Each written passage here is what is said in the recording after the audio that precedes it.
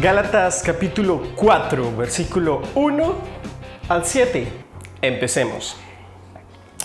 Piénselo de la siguiente manera. Si un padre muere y deja una herencia a sus hijos pequeños, esos niños no están en mejor situación que los esclavos hasta que se hagan mayores de edad, aunque son los verdaderos dueños de todas las posesiones de su padre. Tienen que obedecer a sus tutores hasta que cumplan la edad establecida por su padre. Eso mismo sucedía con nosotros antes de que viniera Cristo. Éramos como niños, éramos esclavos de los principios espirituales básicos de este mundo. Sin embargo, cuando se cumplió el tiempo establecido, Dios envió a su Hijo, nacido de mujer y sujeto a la ley. Dios lo envió para que comprara la libertad de los que éramos esclavos de la ley, a fin de poder adoptarnos como sus propios hijos, y debido a que somos sus hijos, Dios envió el Espíritu de su Hijo a nuestro corazón, el cual nos impulsa a exclamar: Abba, Padre. Ahora ya no eres un esclavo, sino un hijo de Dios, y como eres su hijo, Dios te ha hecho su heredero. Esta es la continuación del estudio de Gálatas. Ok. Dice, piénselo de la siguiente manera. Entonces Pablo sigue haciendo su discusión sobre la ley y la gracia. Y empieza haciendo la primera discusión ahí donde dice, si un padre muere y deja una herencia a sus hijos pequeños, estos niños no están en mejor situación que los esclavos hasta que se hagan mayores de edad. Pablo está haciendo una comparación, digamos, en la línea del tiempo. Antes de que el Señor Jesucristo muera, en ese tiempo pasado, estaba funcionando la ley. ¿Y qué pasaba? Dios había dado promesas a través de Abraham, pero sus hijos no podían recibirlas porque no habían sido hechos mayores de edad. Pablo dice, en el momento en que Jesucristo viene a la tierra, la raza humana, por decirlo de alguna manera, cumple esa mayoría de edad para poder recibir la salvación, para poder recibir su herencia, ¿sí? A través de Cristo Jesús. Dice, tienen que obedecer a sus tutores hasta que cumplan la edad establecida por su padre. Acá tengo unas cuantas anotaciones. Dice, hace una comparación entre el niño pequeño y el esclavo. En esa época en que Pablo escribe esto, la mayoría de edad se alcanzaba a los 14 años. Pero antes de los 14 había un tutor, pero después de los 14, más o menos hasta los 24, 25, no recuerdo bien, en esa edad había una persona que, a pesar de que ya él recibía su herencia, había alguien que le ayudaba a administrar, o sea, no era completamente libre. Entonces, Pablo hace referencia a esa primera parte, cuando dice acá que éramos niños, se refiere a esos de 14 años que realmente no había ninguna diferencia entre ellos y un esclavo. Ahora, la esclavitud no era como la que quizás nosotros conocemos, aquella esclavitud que hubo, por ejemplo, en Estados Unidos, donde la raza negra era sometida, ¿sí? O era por cosas raciales o culturales. Digamos que la esclavitud era algo diferente, era como un sistema de crédito en el cual si usted no podía pagar, usted mismo se sometía como esclavo o vendía a sus hijos en caso de pobreza, ¿sí? Y cuando dice acá que tienen que obedecer a sus tutores hasta que cumplan la edad establecida por su padre. Eso significa que ya no deja de tener esa tutoría, deja de ser esclavo, ya no necesita un esclavo, no necesita un guardián ni un mayordomo. Básicamente eso es lo que da a entender acá Pablo. Entonces, era lo que pasaba en ese momento y Pablo lo escribe a la iglesia de Galacia muy claramente. Dice, mira, si tú te sometes a la ley, básicamente es como si no hubieras madurado. Necesitas de un tutor. El problema de estar bajo ese tutor es que no recibes la herencia. Versículo 3. Eso mismo sucedía con nosotros antes de que viniera Cristo. Éramos como niños, éramos esclavos de los principios espirituales básicos de este mundo. Y acá quiero frenar un poquito porque he leído algunos comentarios donde dice los principios espirituales básicos de este mundo o los rudimentos, dice en la versión Reina Valera, y esa palabra en griego significa como el ABC.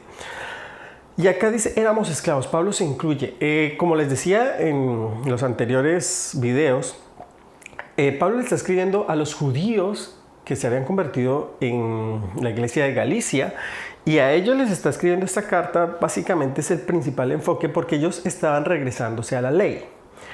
Pero en esa iglesia también había gentiles. Entonces es como si Pablo, en esa idea universal de la salvación, en esa idea de que absolutamente todos somos salvos por gracia, quisiera involucrar eso. Y dice, éramos esclavos de los principios espirituales básicos de este mundo. Pablo se puede estar refiriendo o a la ley como tal, o también se puede estar refiriendo a esos principios paganos que habían. Entonces ya no está como dirigiéndolo simplemente a los judíos convertidos al cristianismo en Galacia, sino como a toda la iglesia en Galacia, incluyendo a los gentiles. Y lo vamos a ver un poquito más adelante, allá en el versículo 8 y 9 de este mismo capítulo. Dice, sin embargo, cuando se cumplió el tiempo establecido, Dios envió a su Hijo. Cuando dice envió, significa que ya existía. Habla de que el Señor Jesucristo es eterno, es Dios mismo, porque dice que envió a su Hijo. O sea que no fue que lo creó, sino que lo envió, ya existía. Nacido de una mujer. La palabra acá mujer significa simplemente que era alguien de la raza humana. No necesariamente hace una aclaración de si era virgen o no. No sabemos si Pablo lo sabía o no lo sabía, pero sí habla de que el Señor Jesucristo se hizo hombre. Caminaba, hablaba y respiraba como nosotros. Y sujeto a la ley. Está diciendo que el Señor Jesucristo tenía que nacer en el pueblo judío sometido a la ley. Es como Él nació dentro de esa cárcel que nos hacía esclavos, que era la ley. Pero para Él era un gozo cumplirla. No estaba sometido, tengo que cumplirla. Él la cumplía y por lo tanto nos hace libres. Dios lo envió para que comprara ¿qué? La libertad de los que éramos esclavos de la ley, a fin de poder adoptarnos como sus propios hijos. La idea de adopción realmente no es muy clara en cómo se considera en el pueblo judío, pero digamos que en el Imperio Romano era algo muy parecido a lo que conocemos hoy.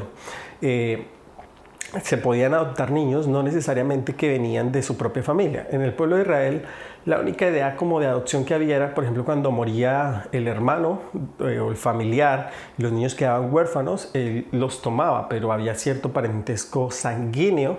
Mientras que en el pueblo romano, digamos que sí había esa diferenciación de que se podían adoptar niños que no necesariamente eran del mismo grupo familiar o no tenían ninguna relación sanguínea. Y yo creo que Pablo estaba usando ese término de adoptar pensando más en la legislación romana. ¿Por qué? Porque él habla claramente en otras cartas ese pensamiento de que la salvación es para todos. Y si lo leemos un poquito antes decía, no hay ni judío ni gentil. Pablo entendía que la salvación era abierta absolutamente para todos. Y por eso dice ahí que a fin de poder adoptarnos como sus propios hijos. Dios no solo nos concede la condición de hijos, sino también el carácter y el conocimiento de hijos.